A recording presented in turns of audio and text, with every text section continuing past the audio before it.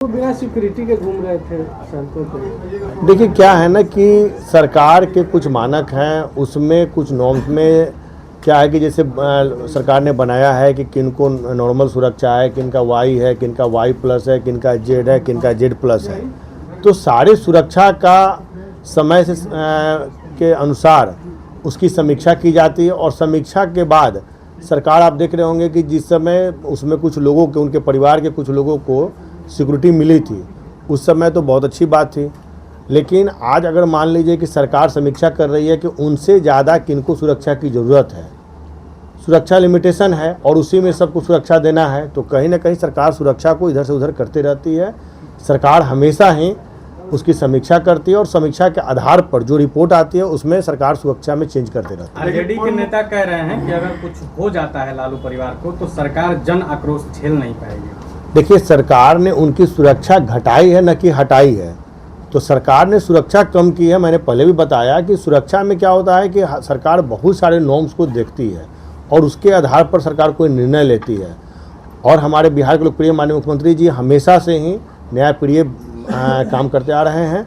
तो कहीं ना कहीं उन्होंने आम लोगों को भी देखा है और ख़ास लोगों को भी देखा है, और यही कारण है कि सुरक्षा का जो निर्धारण हो रहा है उसमें बहुत सारे लोगों को नया भी मिलने जा रहा है, बहुत सारे लोग को जिनकी सुरक्षा की ज़रूरत नहीं है उनकी सुरक्षा घटाई भी जा रही है। तो ये तो सरकार की प्रक्रिया है। सर, विपक्ष निशांत के डिग्री पर सवाल उठा रहे हैं, उसको क्या मानते? देखिए क्या है ना कि विपक्ष के पास कभी भी उनको बोलिए कि थोड़ा बिहार के हित में भी बात करें, बिहारियों के हित की बात करें, बिहार के विकास की बात करें, इसके अलावा सिर्फ नकारात्मक राजनीति नहीं करें। अगर बिहार के विकास की बात करते तो मुझे लगता है कि इसमें बिहार और ज़्यादा विकास करेगा। लालू जी की बेटी रागनी है, उन्होंने कहा सम्राट चौधरी को लालू जी ने जेल से निकाला था, उसी का भुगतान आज लालू परिवार कर रहा है।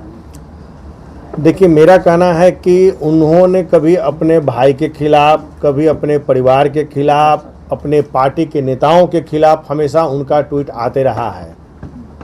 ऐसा नहीं कि कोई पहली बार उनका ट्वीट आया है। उनके पार्टी के बनाए गए एमएलसी के खिलाफ उन्होंने जिस प्रकार से टिप्पणी की है, मुझे नहीं लगता है कि उनको इस प्रकार की टिप्पणी करनी चाहिए, क्योंकि उनके पार्टी के अगर सम्मानित नेता प्रतिपक्ष अगर किसी को बनाया है और वैसे अब तो वो विधान परिषद चूँकि फाइनल है कि वो बन गए हैं, तो कहा जा सकता है कि वैसे विधान परिषद के ऊपर इस प्रकार की टिप्पणी करना उनको अशोभनीय देता, उनको शोभा नहीं देता। सुरजीत ने कहा कि भाई लालू जी की जो राजद है वो लठैतों की पार्टी थी, संजय यादव ने हाईटेक बनाया।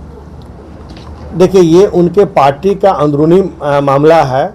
और रही बात की पार्टी लठैतों की पार्टी, और ये तो सर्वविदित है।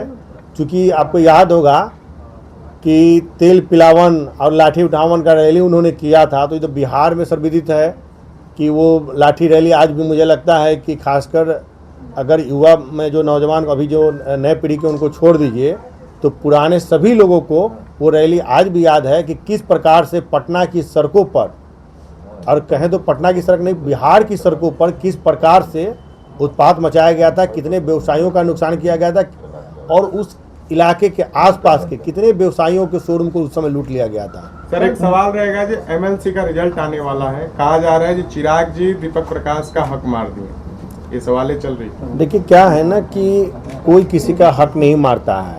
एनडीए में सभी जो वरिष्ठ नेता हैं बैठकर किसी भी चीज़ का निर्णय लेते हैं, और जो निर्णय आता है उस निर्णय में सभी की सहमति शामिल होती है।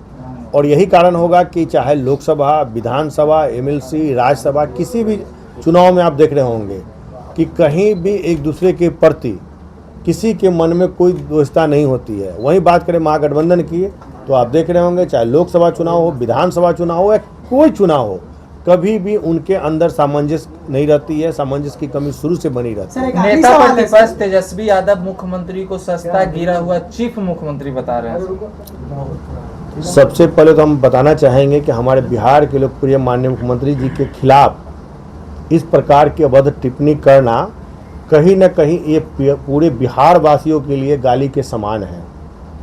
और इसमें आप सभी सम्मानित पत्रकार भी शामिल हैं, क्योंकि कहीं ना कहीं वो आपके भी मुख्यमंत्री हैं, और आपके मुख्यमंत्री के प्रति अगर इस प्रकार का कोई अशोभनीय टिप्पणी करता है तो मेरा मानना है कि इस पे आम लोगों को भी संज्ञान लेने की ज़रूरत है कि कहीं ना कहीं मुख्यमंत्री जी के संदर्भ में इस प्रकार की भाषा का प्रयोग करना ये बिहारियों का अपमान है। सर एक आखिरी सवाल है, रोशन सर और खान सर के बीच में जो विवाद चल रही है, रोशन सर का सर जेल हो गया है, खान सर का सर अभी नहीं हो पाया है, तो उस पर क्या बोलेंगे सर? जैसे तेज प्रताप ने उन्होंने सवाल किया था और कि जो खान सर को बेगुनाह नहीं किया, सॉरी उनको जेल में नहीं डाला गया है और रोशन सर को जेल डाल दिया गया है। देखिए, मामला चूंकि कोर्ट के अंतर्गत आ गया है और मेरा मानना है कि जो माननीय न्यायालय का निर्णय होगा अब वही सर्वोपरि होगा। अब इसमें कुछ भी बोलना बेकार है। सर रिशु श्री का मामला अभी सामने आ रहा है, क्या आप ये मानते हैं कि नीतीश कुमार जी की सरकार में ये सब भ्रष्टाचार पल रहा था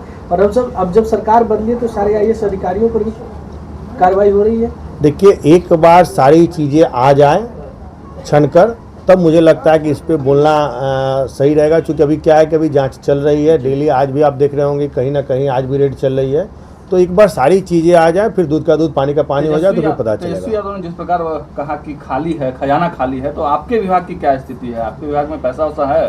हमारे विभाग में आज के डेट में जितनी भी गरीबों से जुड़ी हुई योजनाएं हैं, आम आवाम बिहार के लोगों से जुड़ी हुई योजनाएं हैं, सभी पे हमारे काम चल रहे हैं और उनके कहने से कुछ भी नहीं होना है।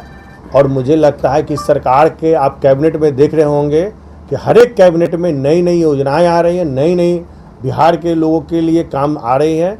तो मेरा मानना है कि बिहार सरकार अपना काम बहुत बढ़िया ढंग से कर रही है।